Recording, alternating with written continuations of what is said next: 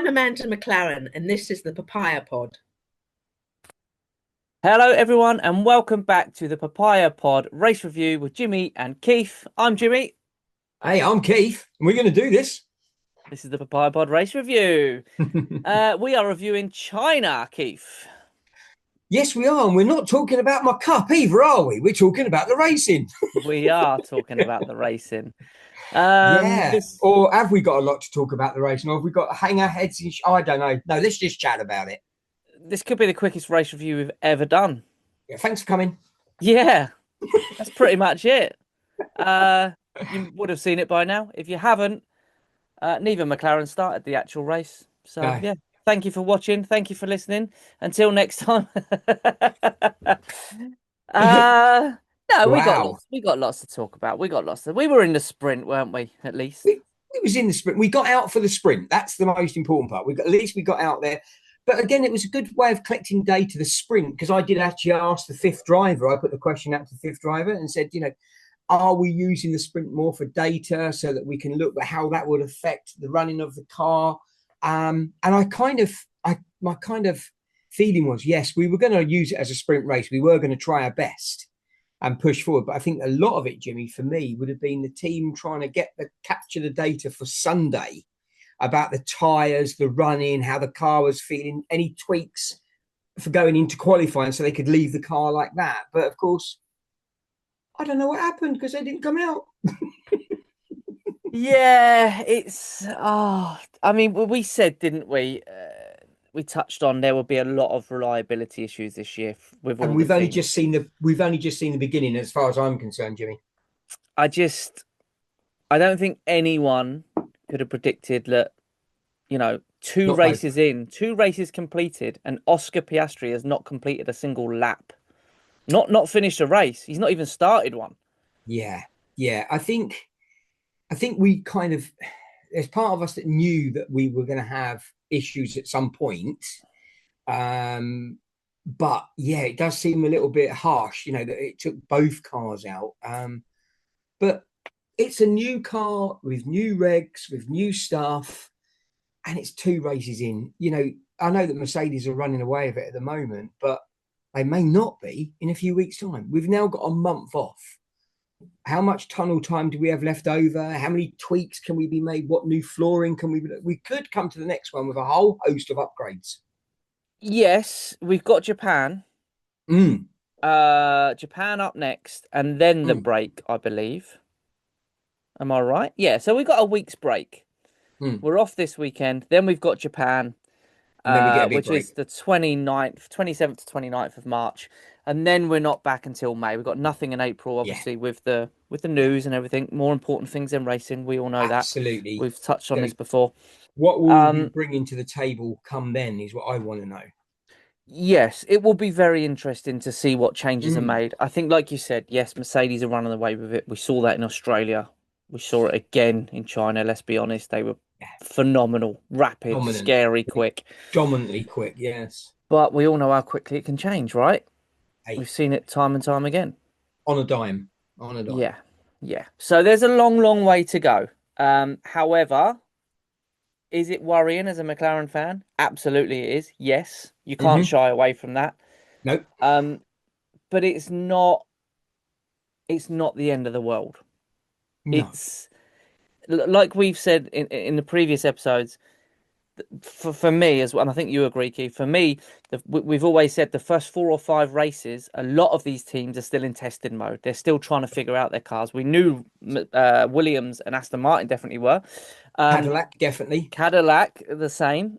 By the way, both of those cars finished on Sunday. Well done to those guys. Yeah.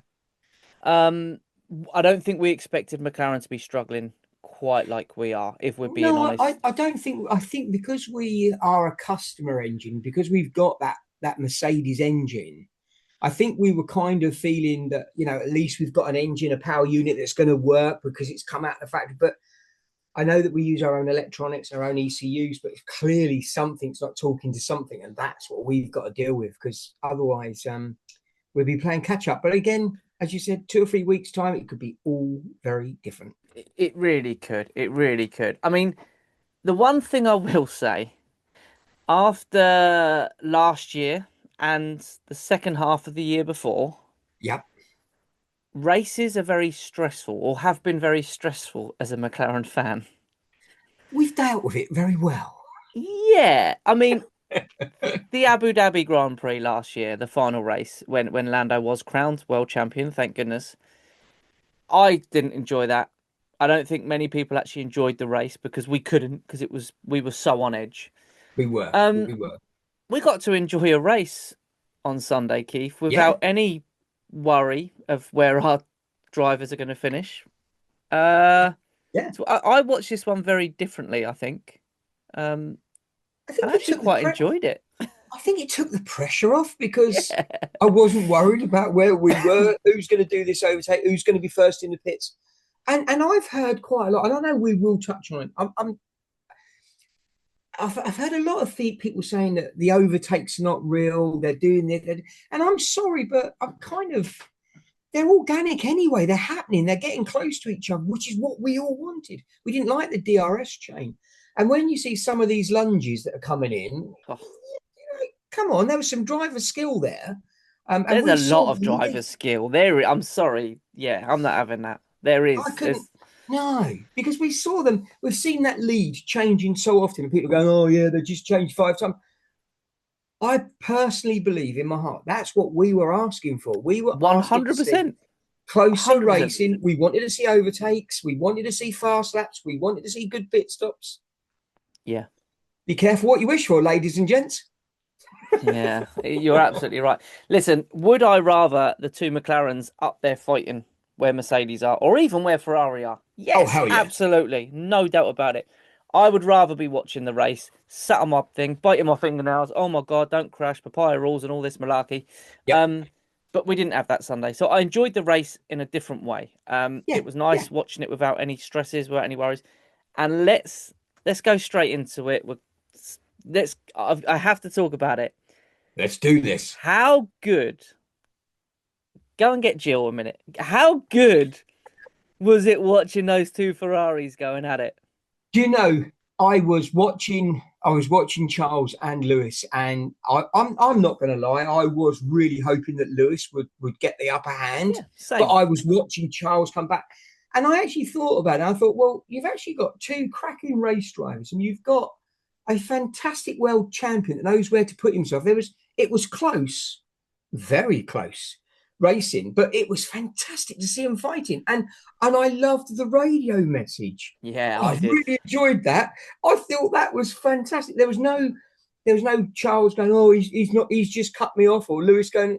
They were going at it, and they Ferrari have stolen, the papaya rules. It's let them race, So I'm so glad you said that, because I was going to touch on that.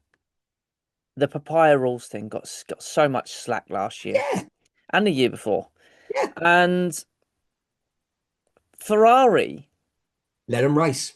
Have papaya rules right now. Yeah, let them race. Race, but don't crash into each other. That's all papaya. It's so overcomplicated. Oh, papaya rules. Papaya rules is race and don't crash into each other. That is it. It's that simple. And that's what Ferrari have got. Yeah. And it's so good to watch. Fred, as a team boss, has just said, look, do not crash my cars, do not kill my cars, and don't crash into each other. But if you want to race, go for it. But how good was Lewis's body language? Yeah. How relaxed did he look in that car when it was going sideways, and he was in his element. I reckon he had one hell of a cheesy grin on his face when he was playing tag with Charles. I really do. Well, he admitted they did kiss on the cars. Did kiss at one point. They did very touched. But they were both happy about it. It was great. I mean, listen, yes, we're McLaren fans. We want McLaren on the podiums, but what a great podium to see that was. Kimi Antonelli, George Russell, Lewis Hamilton, and Bono. I mean, does it get any better? As a racing fan, that was just beautiful to see, wasn't it? I thought it was the most surreal moment for Bono to be stood in, side by side.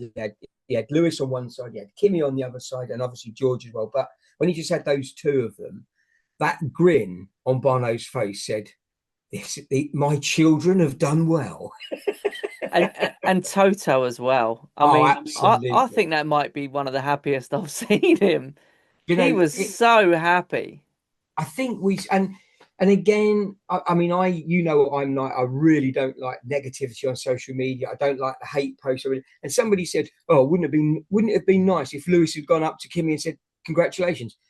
He did as soon as he got out of the car, and then someone said he did, and they went, "No, that was AI. They've put that together." And I'm like, "Oh, I was watching a different race then." Seriously. I didn't realise Sky Sports used AI on their live coverage. But do you know what? How good was that to see him get out of the car? Now, I've got the photograph up here. I've got the painting up here of Lewis and Lando. When Lando did it and Lewis went up to him and said, "Congratulations, sunshine, well done." Now we've got it again in the respect that we've seen Lewis with Kimi going, "Well done, son." And from pole to podium, the young lad from pole to podium. Yeah. Did his day get any better? Yeah, and I have to say as well, they interviewed his dad as well.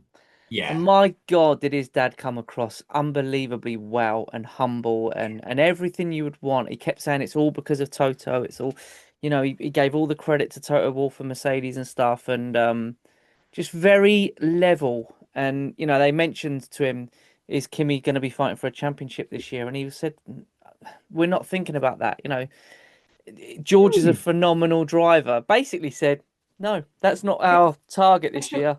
That's not our race this year.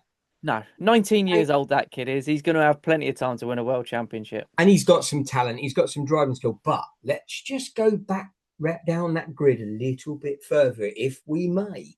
To a certain fifth place driver again, the secret assassin, right? That is Oliver Bearman.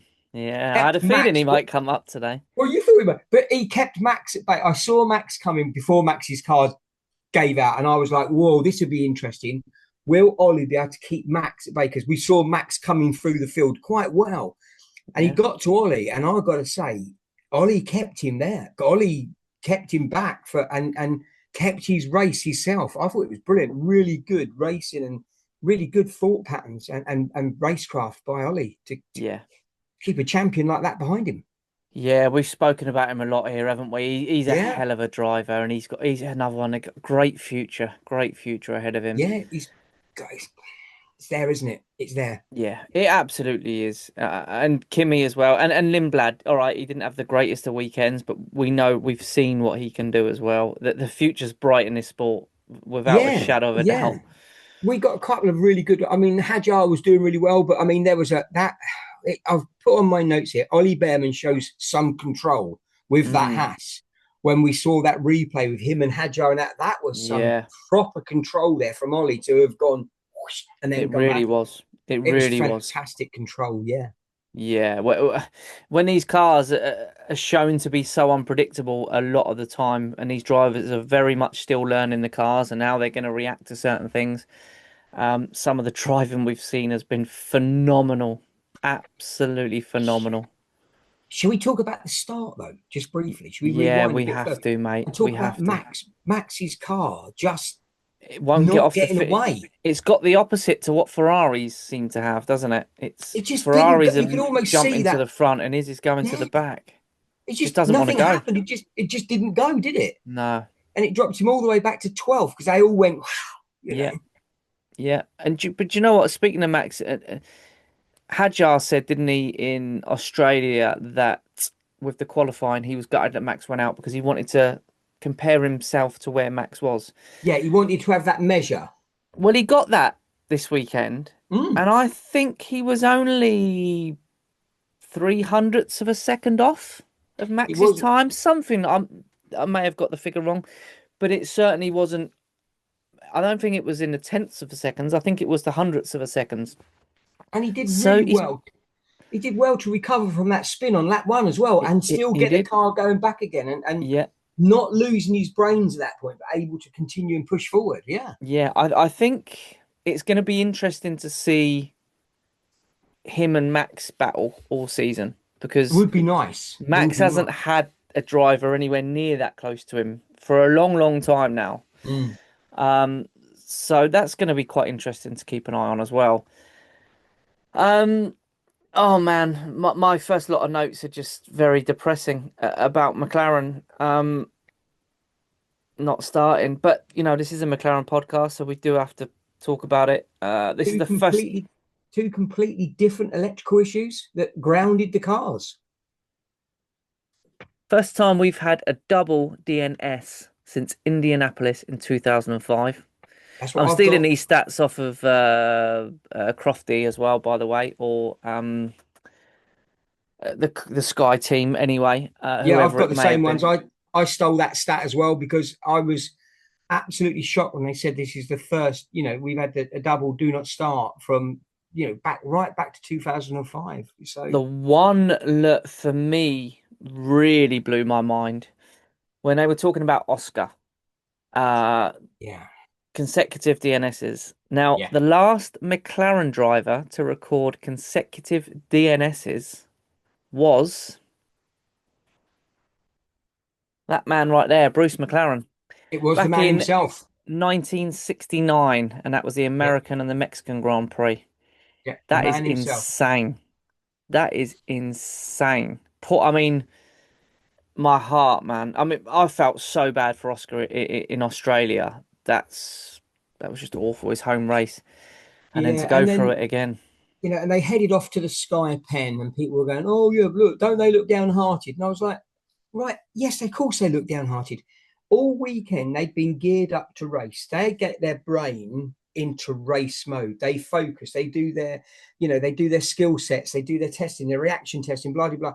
They put their helmet on, and they are in the office, and they are ready to go. And then someone pulls the plug and goes, "Oh, sorry guys, you're not playing today." Now, if they want to see someone sulking, they need to watch me how I would have been sulking because there wouldn't have been anything left on the sides. Because there'd have been things being thrown everywhere. All my toys would have come out the cot.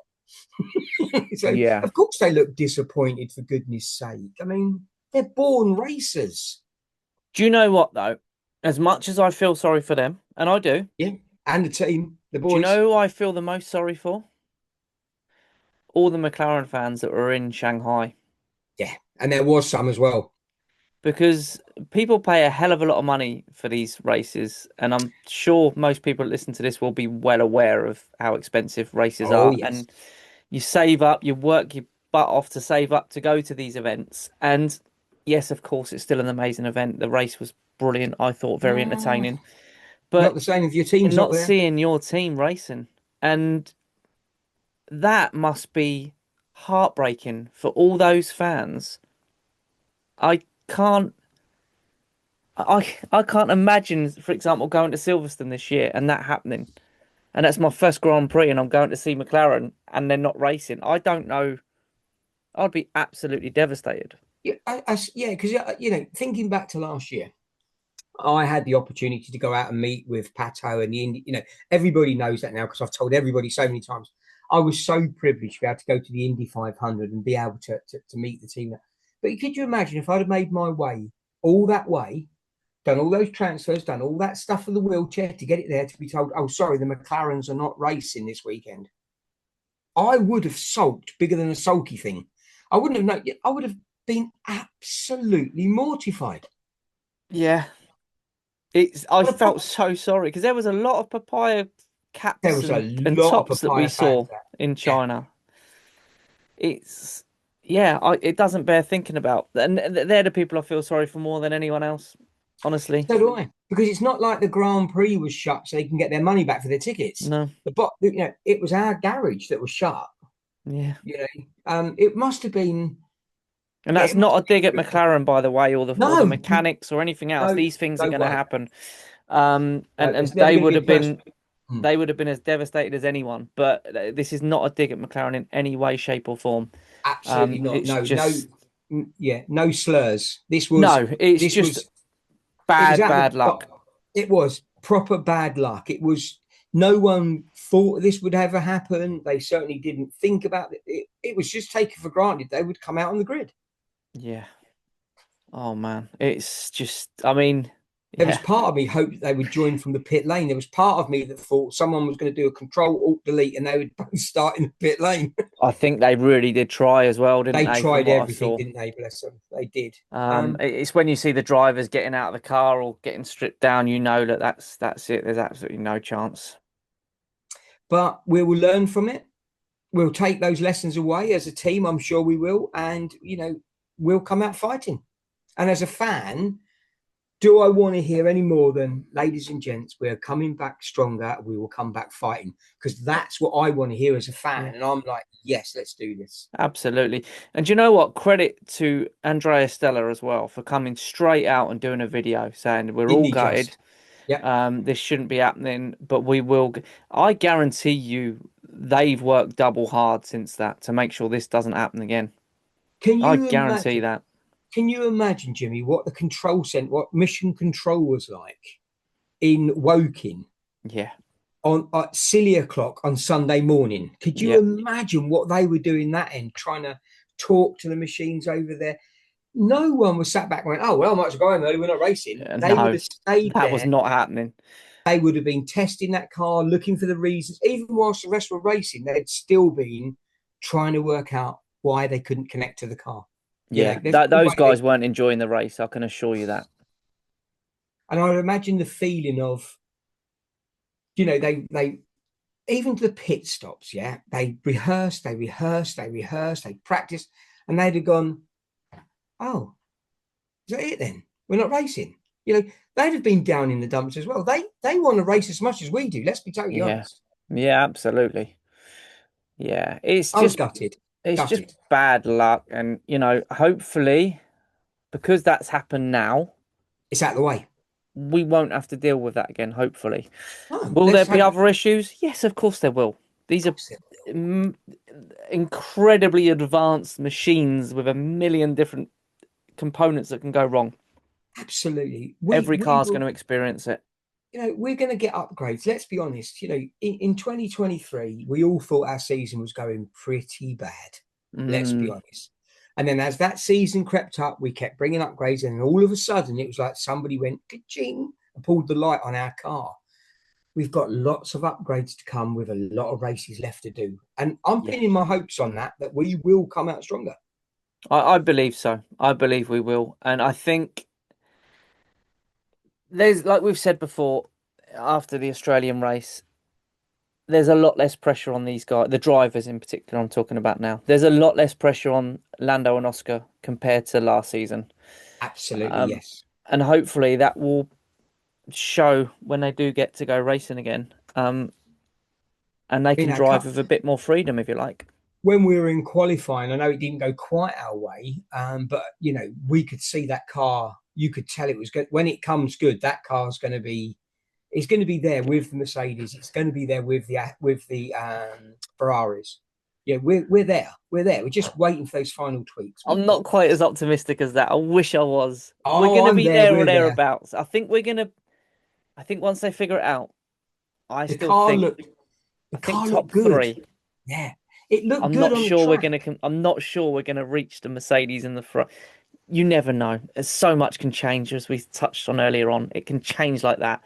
Well, But ladies right and now, gents, it is so difficult to see us coming anywhere near to those Mercedes. And I hate to say that. I do, but I'm just so being truthful. for context, ladies and gentlemen, am I going to be upbeat? Yes, I am. Am I praying this is going to happen? Yes, I am. And why, I hear you asking? Because I live with a wifey that is a Ferrari fan and a son that is a McLaren fan. And No, not a McLaren, he's not sorry, a McLaren Mercedes fan. fan. And I got, from a Mercedes fan and a Ferrari fan, I got totally roasted by my family. Okay. They literally have not let me live it down. Even a little snipe today came from my son when he sent me a picture of Toto giving me the side eye saying, oh, didn't your cars make it out again then? So I'm going to remain optimistic because I'm being roasted at home. Trust me. I guess, do you know what? Fair play, because, I mean, your wife came to the pub with us on the final race of the season. We're full of McLaren fans. And she wore her red. She wore her Ferrari top, and fair play to her. And maybe karma's coming back to bite you on the butt, Keith. Yeah, I just think it's really healthy, and I should imagine it's quite unusual in a family to all of us supporting different teams. It's just mad, but it creates good fun on race days as well. Trust me, it creates a lot of Yeah, giggles.